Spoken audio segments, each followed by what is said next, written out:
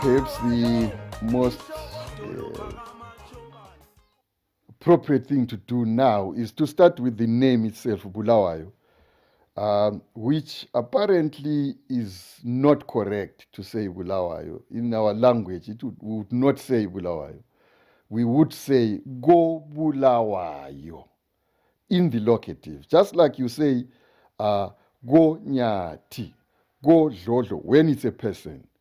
And indeed, when we say Go Bulawayo, we are here referring to a particular individual. And that individual is none other than King Lobengula Mzilikazi himself. So, just a slight historical background. We know that there were problems leading to King Lobengula's succession. There was a section of the Ndebele which was opposed to his ascension or the rise to the throne. Particularly the group that was led by Zwangendaba Okamadlenyi Masuku, who married Uzinkabi, the daughter of King Mzilikazi. So they opposed, but no, we cannot be ruled by the son of a Swazi woman, Budlela Matamunye, and stuff like that. So when King Lobengula was installed in January 1870, he called his new town Kibiqegu. However, in 2 years later, when now he was fighting Umbiko Kamadlenya and the Zwangandaba people, when he won, he came back and renamed his capital, Bulawayo, the place where he, Lobengula, who is being persecuted, being opposed, stays. Kulapho okuhlala khona Obulawayo, and Obulawayo, he who is being killed, not killed in the physical sense, but in a figurative sense, not the literal sense. No. So, uyangibulala doesn't mean you are killing me physically or literally. No. The Ndebele language will use, will have figurative meanings. That's what they meant. So it becomes Go Bulawayo from about 1872 until he relocated that village or that capital town in 1881 and ordered it burnt by his prime minister, if we might call the chief Induna, uMagwegwe Fuyana Okangazana. And then he establishes his capital town at a new site, which is where Bulawayo is today.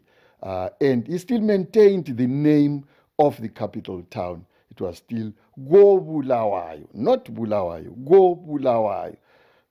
And it's in the singular. Obulawayo is one person, and that one person is Lobengula. And remember, through the naming process, we document our history, we document what is happening around us. So when you say Go Bulawayo, you would want to know why. Obulawayo, Mubani, and why. So you are back to that conflict which took place in 1872, and then you say, but why was that conflict? What occasioned that conflict? And why was it necessary? So it's a way, through naming, the naming ritual, we get to know a lot of our own history. So that's how it was named Go Bulawayo. And then when the colonial forces sent the king packing, they then named it Bulawayo. So we must be very clear. It's Bulawayo, not as our name, but the colonizer's name. It has no meaning. Bulawayo has no meaning. It is Go Bulawayo. And if you check again, we need to be careful about the spelling, the orthography that time. The G sound could be, or the G sound could be ka, could be or ko, or go. So you'd find in some books the G, but as if you would pronounce it as Go Bulawayo. No, it's Go. Tegwane, when it is really Go Tegwane, is because that orthography, the G sound, could be G in terms of pronunciation, it could be a K, it could be a KH. So that's just, we are going to see it later. When you talk about Los K, you will see somebody tending to think that it should be Lozigei because there is a G. No, that G was pronounced as a K, Lozigei Lolo. That's the name. So that's the name of the city itself. But we acknowledge that those who ran the city in the past were quite cognizant of capturing the names that had a historical relevance. Historical relevance as it pertained to Ndebele history. So we may take a few names that have that historical background. One of them is Makwekwe. We've already mentioned that name. Makwekwe was the son of Ungazana, the son of Umpichima, and they belonged to the Fuyana family. Already there was Umapisa Fuyana, who was the chief of Isizinda. So it was him who was then appointed to be the Induna Yezinduna go Bulawayo, the old Bulawayo today, or Enyogeni, or Entenjaneni, because the Indaba tree was Intenjani, some kind of a fig tree. Enyogeni, because just to the east of that capital town, there was a mountain that resembled the shape of a snake, Inyoga, hence Enyogeni. So there is a township called Makwekwe. It's named after Makwekwe, the man who was Induna, Yezinduna, Kobulawayo, and was a Fuyana. So otherwise, really, when you look, when they established the modern Bulawayo in about 1894, the township that we are now calling Makwekwe was beyond the common age. You know, we had the central business district, and surrounding that, we had a place called, or an area referred to as the common age. The common age is where they were grazing their horses, they were grazing their cattle, they were making their bricks, etc., etc. So it was actually Curtis Farm. You know, the tendency with urban growth, the city tends to consume or incorporate what had been rural areas. You can see it's happening even now. Parts of Umkuza area will be consumed by Bulawayo. So Makwekwe is named after that one. It's a name that has been captured or retained from history. Then let's take another one. I'll concentrate on those that have Ndebele names and so relevance to Ndebele history. There is Machobana. Machobana, who is King Mzilikazi, Gamachobana. I think we need to point out, these days we would say Mzilikazi Kumalo. We would say so and so Lolo. But we ought to be careful that that's not the way we called people until after colonization, when it became necessary to register people and have two names. Mzilikazi is Mzilikazi Gamachobana. That's how. Take another example. Chaga. You never said Kumete. We never said Zulu. But they would say Uchaga ga senzanga khona. Yeah. Udingiswayo ga jobe. Uzwite ga langa. This is how people were known or were called.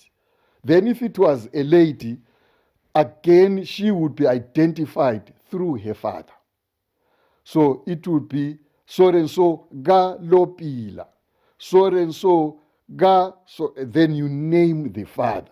This Maduve Manyati Makumete is new and has come particularly from the Tswana Sutu people. Ma Robert, Ma this, they used that. Or Nagazivani, all these things were not there. A woman was known by the name of her father. Like, for example, the senior queen for King Mzilikazi was Loziba ga Pahlana. That's how they were called. So that's Makwekwe. That's Machobana. Machobana, remember, is the man Mzilikazi's father, who was killed on the instructions of King Zwide Galanga, and then had his arm amputated, and later would hear that a leopard used to appear, a three-legged leopard, which symbolized Machoban. That's another township that we find in Bulawayo. Let's take Chabalala. Chabalala refers, this one is a surname, but remember when we're talking about Nguni surnames, we are really talking about his Tagazelo, and these are first names of individuals. When you say Maf, it's a surname, but really it's a name of an ancestor. Zulu, Kumete, Mkwananzi, all these are first names of people. Kumalo himself is the name of is the first name of somebody who lived. But what was his totem? We talk in terms of totems, but generally the Nguni no longer, for a long time, they've not been using their totems, although we can deduce their totems from the way they behave. For example, food taboos, some of them, the Kumalos, will not eat fish. So we know they are, their totem is to do with water, is to do with the fish. We can deduce that. So that's Chabalala was, one person was called Fulata Chabalala. Ogamabindela Chabalala was the mother of King Lobengula. Remember, when they left, or when Mwaga Nxumalo, who was the senior queen for King Mzilikazi, came to be married by the king, they gave her Usomthanyelo or Usomthanyelwana, and that Usomthanyelwana was Fulata. Fulata because she was born leg first, or such people born in that manner may also be called Nyovane.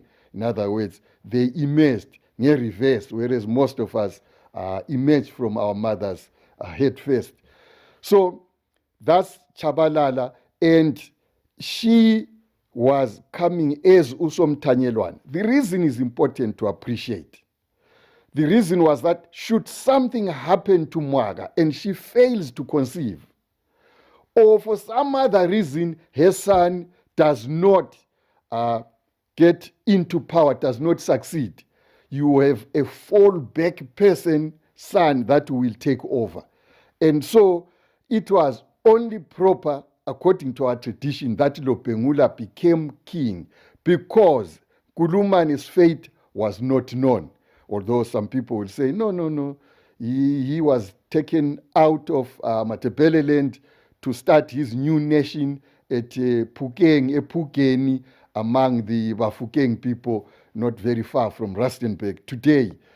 So these are the Chabalalas. That's how they came in there. It's really a name given in honor of King Lobengula's mother and the father, who was Mabindela or Mabinzela, because these were Swazi. And remember, when he was being opposed, it was on the basis that he is the son of a Swazi woman, Ibudlu elilamatamunyu, umuntu odla amadube. So they said, we are not going to have him.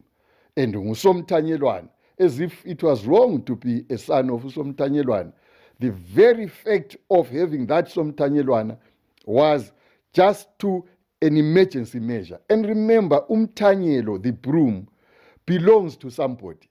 So what is important to appreciate is that Ufulata did not have an independent iguma. She belonged to Mwaga's iguma. Umthanyelo, how can Umthanyelo have his own iguma? So she was part or an extension of Mwaga, and she would not have had a separate existence in this marriage. No, she was an extension of. It is his qualification, Lobengula's qualification to be king, is not based on his being a son of Fulata, but a cultural son of Mwaga. That's very important for us to understand. The same thing, I could explain it because we find it again happening with King Mzilikazi. The senior wife for Machobana was Unompetu wakwaNxumalo. But two things could have happened there. Either she didn't conceive, or she conceived a son, Dwangubana, who went to live with the maternal uncles as Penguni custom.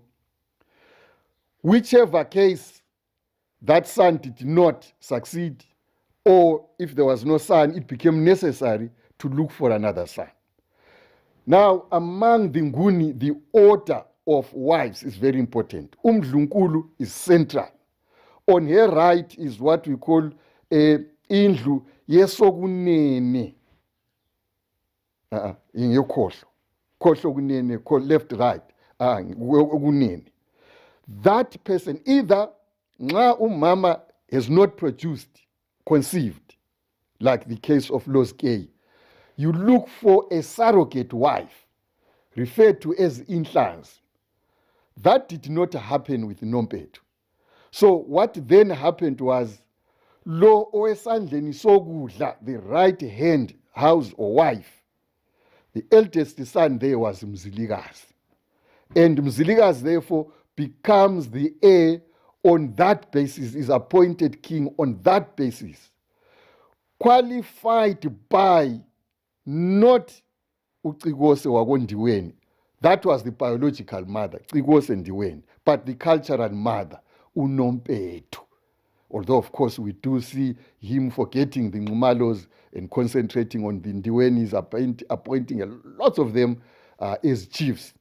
Anyway, that's Chabalala. Let's leave that one. Another one, village that we could talk about is Mzilikazi itself, probably born in the 1790s, father being Machobana, mother we've already referred to.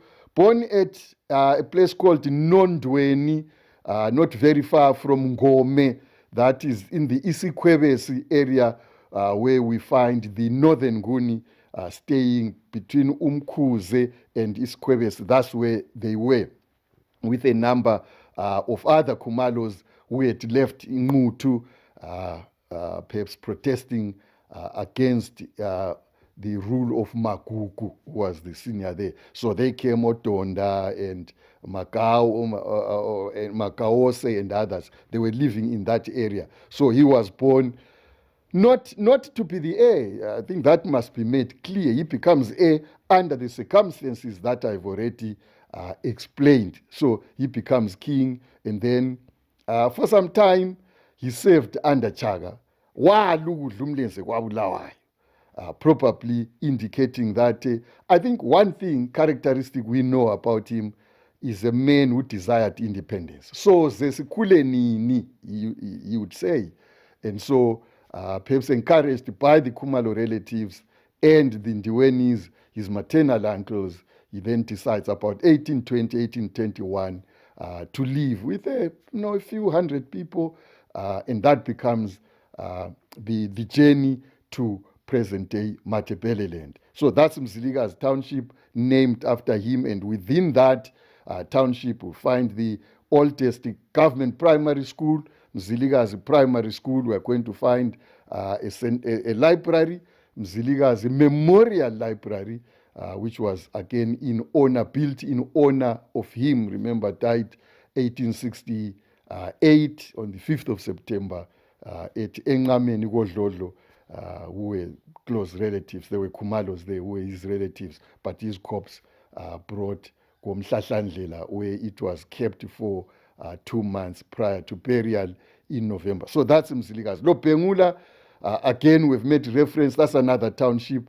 Lobengula township, it has got various sections. There's Lobengula original, there's New Lobengula, but it's named after the second Ndebele king, the second and last, we must emphasize, King Lobengula, probably born about 1832, at a time when they were leaving the Mahalisburg area. The king was staying at Mhlahlandlela. Nkulumane, who was older, which is another township, perhaps we can follow with that one, had been born about 1829. As I said, our naming process is a ritual of documenting history. He is Nkulumane because In that year when he was born, which is 1829, it is documented by somebody who used to write, who was literate, and that was Reverend Dr. Robert Moffat of the London Missionary Society. He had visited the king, keen, of course, to proselytize the followers of the king, and also because they thought the Ndebele were a warlike people who needed taming. So, which was something he followed up, though he was not given the right to establish a mission station among the Ndebele in 1829. In 1857, I think he got that, and so came in 1859, and they established the Nyati mission on the 26th of December, 1859.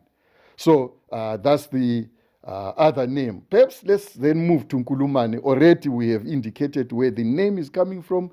It's one of those townships built towards, I think, the time of independence. That's Nkulumane. It's named after Prince Nkulumane. Mother was Umwaga, who was Numalo. There again, I need to explain something. It's very clear we are all in agreement that Mwaga Numalo was the mother of Nkulumane. Now, how could King Mzilikazi, being born of a Nompetu, Numalo, marry a Numalo lady? It wouldn't tally. Now, Mzilikazi knew that his biological mother was not a Numalo, but a Ndiweni, Uciwose, whose brother was Kondwane, who led that so-called Gundwane. But again, it's back to that orthography where the G really was a K sound. So the name of that man who led the party of queens, Omwaga, Labo Flata, and the sons, Lobengula, Nkulumane, and others, was actually Kondwane Ndiweni. The king did that for a purpose. He was hoping his uncle was going to keep his people safe and was not going to rebel. But as we know, events turned otherwise. And it was Kondwane and other chiefs like Otambisama Hubo Mafu who then installed this Prince Nkulumane. So Nkulumane, Mwaga, was a Ngumalo, Nompetu, not a biological mother, but a cultural mother. So it was easy for Mzilikazi to marry this Mangumalo. But look at what Lobengula does. He will marry a lot of these Ndiweni people. Many of them, Chwapa, for example, the mother of Ngubenja. He marries Njube's mother, Mpoliana, whose father was Mabuyane. There was Mahwe, who was a brother to Nkomo, I think a daughter of Umleche, the chief at Ojingeni. Now, there were many of them. Umuntu utata ogogo wakhe. So, to Lobengula, these Ndiwenis were ogogo bakhe. And you see, he marries lots of them. The daughters of Tambo Ndiweni, the chief of Inhlamba Baloyi, he married many of them. But we are not aware that he married a single Ndiweni woman. Chabalala woman. Because those are his mothers. Similarly, King Mzilikazi, we are not aware of him marrying any Ndiweni woman. How would he? Because those were his mothers. But he would marry others, the Lodlos, the Tewes, and so many, Matuma, and so many of them. Yeah, Ngubenja is named after one of the princes, King Lobengula's son. Mother Nguchwapa or Ndiweni, I think from Osabeni. So one of the Ndiwenis, as we have already pointed out, he married so many of these Ndiweni women. So one of them became the mother. And Ngubenja becomes one of the three brothers at the collapse of the Ndebele state who were taken out ostensibly to be given some education in the Cape Province. That's Cecil John Rhodes' shenanigans. But really, the real reason was to make sure there was no revival, no resuscitation of the Ndebele monarchy. And up to now, people are still struggling, but only now are we getting some movement, serious moves towards resuscitating the Ndebele monarchy. So he was one of those, alongside Njube, whose mother, as we have already pointed out, was Mpoliana Ndiweni Umtaka Mabuyane. And then the other one was Umpezeni. I think Pezeni was a daughter of Ematebe. Not very 100% certain of that. But those are the three.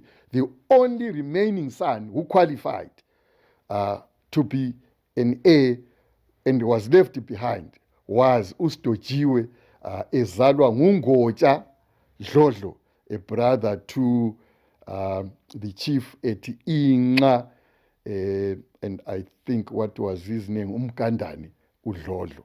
So there were 4 sons that qualified. The others, as we know, although some people would want to contest that, were born at a time when Mzilikazi was still alive. In other words, when Lobengula had not ascended the throne.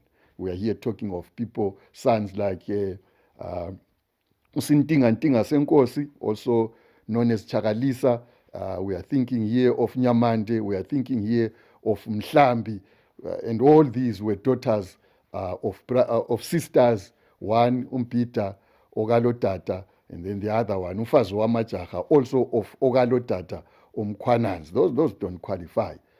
Right, so Ngubuyenja went there. I think he went to England and started law, but the whites didn't want him to do that. But he was keen. He said they wanted him to do agriculture. I said, no, not interested. Perhaps somebody else, Njube, might be interested in that. So he was not. And he became a very, very frustrated prince. He came back and then came back to Matebele land.